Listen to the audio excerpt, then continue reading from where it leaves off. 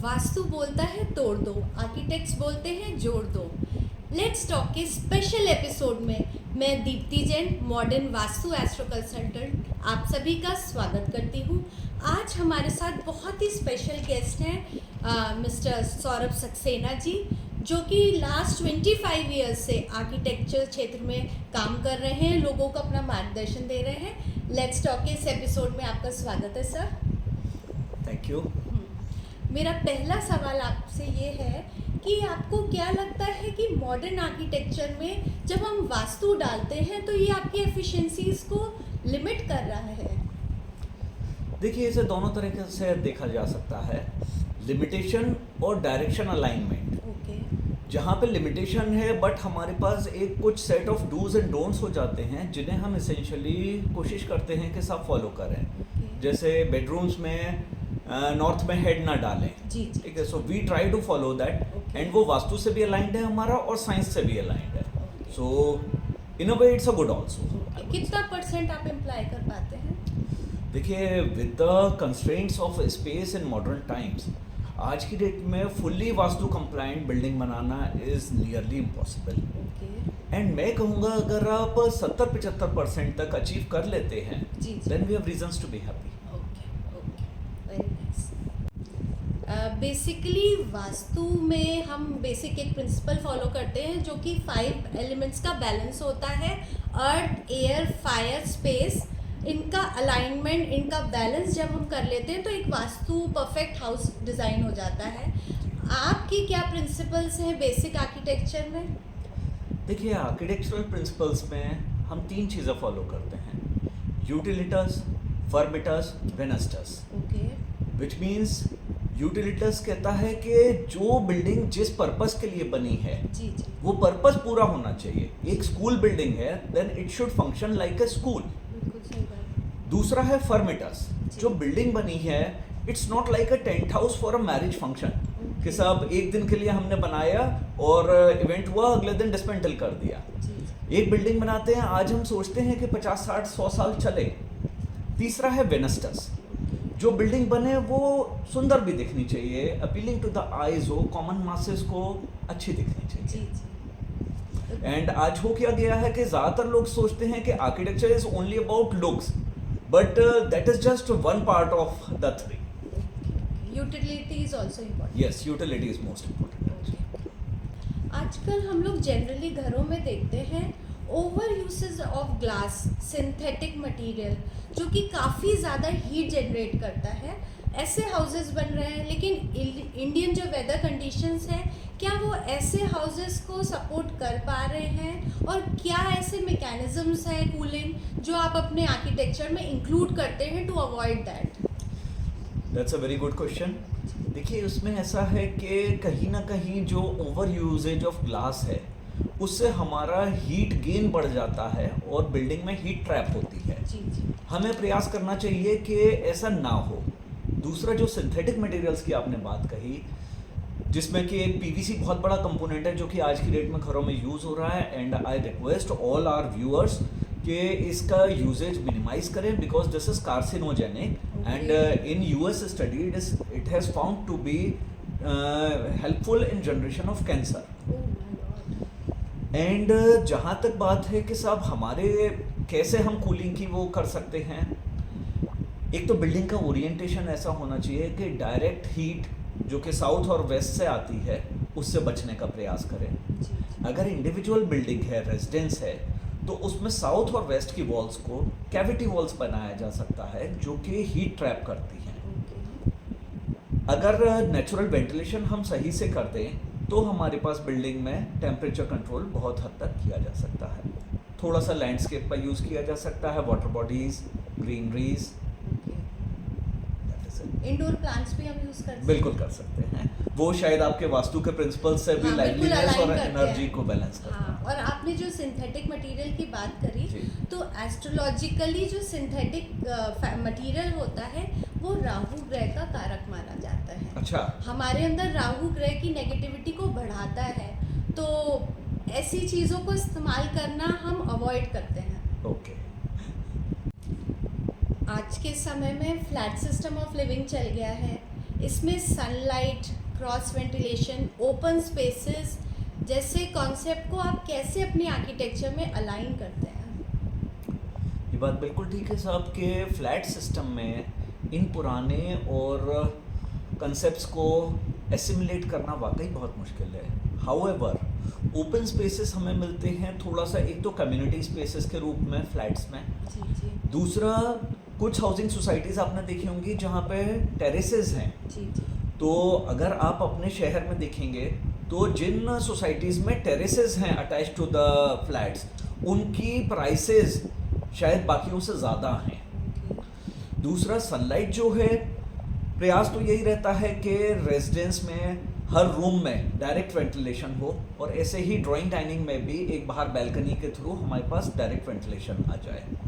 And जहाँ पर sunlight आएगी, एक तो नेचुरल सैनिटेशन होता है एंड एक सेंस ऑफ लाइवलीनेस हमारे को या इनहेबिटेंट को नेचुरली आती है।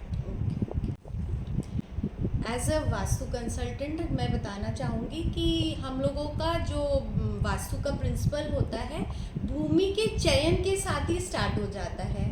भूमि का इतिहास क्या है, वहाँ की पास्ट हिस्ट्री क्या है, उसके नीचे क्या क्या मटेरियल एम्बेडेड है, मिट्टी का रंग क्या है, तो ऐसी चीज़ें हम बिल्कुल स्टार्टिंग से ही इम्प्लाई करते हैं। आप लोग वास्तु के प्रिंसिपल्स किस स्टेज में अपने आर्किटेक्चर में इंक्लूड करते हैं? जी बिल्कुल, वास्तु के प्रिंसिपल्स स्टार्टिंग बेसिक प्लानिंग से ही इनकॉर्पोरेट करते हैं। जी। और उसमें कई बार प्लानिंग करते टाइम पर ऐसा कन्फ्लिक्ट आता है कि अगर हम एक प्रिंसिपल को फॉलो कर पा रहे हैं तो दूसरी जगह कहीं कॉम्प्रोमाइज़ हो रहा है। तो ऐसे केसेस में हम जनरली एक से ज़्यादा ऑप्शन 2 या 3 बना करके सामने वास्तु कंसल्टेंट और क्लाइंट के भी रख देते हैं कि भाई इसमें ये कॉम्प्रोमाइज़ है, इसमें ये कॉम्प्रोमाइज़ है, then you have to choose which one you would go along with. और करना स्टार्टिंग से ही होता है। अकॉर्डिंग टू वास्तु, किसी भी दिशा का बड़ा होना या घटा होना घातक मानते हैं, एक बहुत बड़ा वास्तु दोष मानते हैं। कुछ प्लॉट्स होते हैं जिनके कॉर्नर्स कट होते हैं, ट्रायंगुलर शेप होते हैं, स्टार शेप्ड होते हैं, तो ऐसे केस में रेमेडी के रूप में हम लोग वास्तु इंस्ट्रूमेंट्स लगाते हैं। लेकिन जब ऐसे प्लॉट्स आपके हाथ में आते हैं तो आप जगहों को कैसे यूटिलाइज करते हैं, उन कॉर्नर्स को? देखिए, ये एक बहुत कॉमन है आज की डेट में टेढ़े मेढ़े प्लॉट्स आने की शिकायत। और ऐसे उस पर हमारा कई बार प्रयास ये होता है कि ऐसी कट ऑफ जगह को हम या तो पार्किंग में, लॉन में, फाउंटेन्स के लिए, लैंडस्केपिंग के लिए, ऐसी चीज़ों के लिए इस्तेमाल करें। और अगर यही रियर साइड में है तो वहाँ पर स्टोर बना करके या फिर यूटिलिटी स्पेस बना करके, वॉशिंग एरिया दे करके, डेफिनेटली जो कि हमारे पूरी आर्किटेक्चरल डिज़ाइन और क्लाइंट की यूटिलिटी से अलाइन हो रही हो, तो वो वाले हम यूजेज ऐसी कट ऑफ जगहों पे प्रोवाइड करने की कोशिश करते हैं। वास्तु के एक बेसिक प्रिंसिपल में ब्रह्म स्थान का बहुत इम्पोर्टेंट रोल होता है। ब्रह्म स्थान खुला और हवादार होना होता है। अगर ऐसा नहीं होता है तो कहते हैं कि जो घर के लोग हैं उनको स्टमक डिजीजेस होती हैं। तो इस ब्रह्म स्थान का खुला और हवादार रहने वाला कॉन्सेप्ट आप अपने आर्किटेक्चर में कैसे डालते हैं? देखिए, इसमें 2 लाइंस डेवलप होती हैं। अगर रेजिडेंस की बात करो, इंडिविजुअल रेजिडेंस है, तो उसमें जनरली हम प्रयास करते हैं कि ब्रह्म स्थान में लॉबी आ जाए और उसे डबल हाइट कर दें, जिसमें भी डबल हाइट लॉबी के ऊपर कटआउट डोम दे दें। Very nice. तो एक तो हमारे पास स्पेस का एनलार्जमेंट हो जाता है विजुअली, और वो इंटरकनेक्टिंग स्पेस बन जाती है। दूसरा, ऊपर अगर हमने डोम दे दिया है तो हमारे पास नेचुरल लाइट और वेंटिलेशन भी आ जाता है। हालांकि फ्लैट में ये करना मुश्किल होता है क्योंकि ऊपर की छत हमारी नहीं है, तो we can not have it double height और a cutout dome most of the times, but still we try to keep कि ब्रह्मस्थान खाली हो, वहाँ पे कोई कम से कम भारी ऑब्जेक्ट तो ना है। हैवी पिलर्स तो बहुत ही हार्मफुल। हैवी पिलर्स को कई सारे वास्तु कंसल्टेंट्स बिल्कुल नहीं, एक मेजर वास्तु दोष के रूप में माना जाता है इसको। यदि आपके पास कोई क्लाइंट आता है जिसका बजट बहुत ही कम है और उसके पास स्पेस भी बहुत कम है और उस स्पेस को आपको मैक्सिमम वे में यूटिलाइज करना है, तो प्लीज़ आप हमारे यंग आर्किटेक्ट्स को गाइड करें कि वो आप कैसे बनाएंगे। देखिए, अगर स्पेस शॉर्ट है तो हमें हर जगह का ऑप्टिमम यूटिलाइजेशन करना है। अगर मैं रूम्स की बात करूं तो हम रूम्स में या टॉयलेट्स में भी कई बार कोशिश करते हैं कि स्लाइडिंग डोर्स ले सकें। ओके। अगर किड्स रूम है तो हम वहाँ पर बंकिंग बेड्स ले सकते हैं जो कि एक के ऊपर एक लग जाते हैं, कम जी। जगह में काम हो जाता है। जी जी। अगर डाइनिंग एरिया है तो डाइनिंग को हम फोल्डिंग कर सकते हैं, जो कि फोल्ड होकर के वॉल से सट जाती है और बाकी टाइम में उस जगह को सीटिंग के लिए भी यूज़ किया जा सकता वेरी है। नाइस। तो इस तरीके से हमारा प्रयास यही रहता है कि सर्कुलेशन में स्पेस कम से कम जाए और यूटिलाइज मैक्सिमम हो सके। वास्तु एक ऐसा विज्ञान है जो कि पुरातन काल से चलता चला आ रहा है। हमारे देश के बहुत से ऐतिहासिक स्थल हैं जो कि वास्तु अनुरूप बने हैं। आप कोई एक ऐसा ऐतिहासिक स्थल बताइए जो कि वास्तु प्लस आर्किटेक्चरल कॉन्सेप्ट को अलाइन करता है। देखिए, हमारे ज़्यादातर प्राचीन मंदिर वास्तु अनुकूल बने हुए हैं। फिर जैसा आपने कहा, एक मैं कहूँगा दो जिन्हें कि मैं बहुत ही स्पेशल मानता हूँ। पहला है सन टेम्पल कोणार्क का, एंड उसमें क्या है कि सुबह जो सूर्य की पहली किरण है जी। वो आकर के प्रतिमा के चरणों को स्पर्श करती है। So that is kind of first sanitation in the morning. दूसरा अगर मैं एग्जांपल लूँगा तो वो होगा शायद मीनाक्षी टेम्पल मदुरई में। ओके। वहाँ पर एक सेट ऑफ कॉरिडोर है जिसमें दोनों तरफ पिलर्स बने हुए हैं, प्रदक्षिणा पाथ है जी। बेसिकली, जिस पे परिक्रमा करी जाती है चारों जी, तरफ। एंड उससे आगे जा कर के वहाँ पर मेन गोपुरम है जिसमें कि मेन डीटी है। ओके। उसका जो स्टैगरिंग फॉर्म है that is a very stable form in the sense it is wider at the base, and जैसे जैसे ऊपर जाते हैं जी, जी। वो सब शिखर के रूप में ऊपर पतले होते जाते हैं। ओके। और आप देखें, पैन इंडिया जितने भी पुराने मंदिरों के स्ट्रक्चर्स हैं ज़्यादातर की शेप ऐसी ही है। हाँ। सो इसमें एक स्ट्रक्चरल एलिमेंट है जो कि top has to be lighter and bottom has to be wider, और शायद यही आपके वास्तु के भी प्रिंसिपल से अलाइन होता है। बिल्कुल बिल्कुल। Actually vastu is basically 5 elements का बैलेंस, जैसे Yes. मैंने आपको बताया।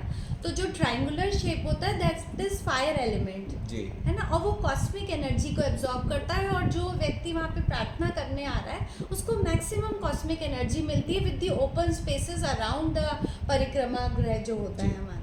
तो इस तरह से वास्तु परफेक्ट हो जाते हैं वो टेम्पल्स, और आपके अनुसार आर्किटेक्चरल भी वो तो वो principles को follow सेफ, कर रहे हैं। वो एक्चुअली सेफ हैं भी और लोगों को लगते भी हैं। तभी देखिए जब हम वहाँ जाते हैं हमें बहुत शांति का अनुभव होता है। जी जी बिल्कुल सही। और शायद ये बात हमारे एंसेस्टर्स बहुत भली भांति जानते थे, और इसीलिए उनके बनाए हुए स्ट्रक्चर्स इतने बढ़िया चले और आज तक वो अपना पर्पस फुलफिल कर रहे हैं। बिल्कुल सही, बिल्कुल सही। सौरभ जी, आपने हमारे इस टॉक में शामिल होकर हमारे को अपना स्पेशल टाइम दिया और इतनी नॉलेज दी हमारे ऑडियंस को, उसके लिए मैं आपको बहुत बहुत थैंक्स कहना चाहूँगी। और मैं चाहूँगी कि आपके साथ और भी लोग जुड़े और आप बहुत बहुत प्रोग्रेस करें। थैंक यू दीप्ति जी। और मैं भी आपको गुड विशेस देना चाहता हूँ। आपका चैनल खूब तरक्की करे, एंड आई होप कि आपको खूब सारे लाइक, सब्सक्राइब एंड शेयर्स मिले। Thank you. Thank you.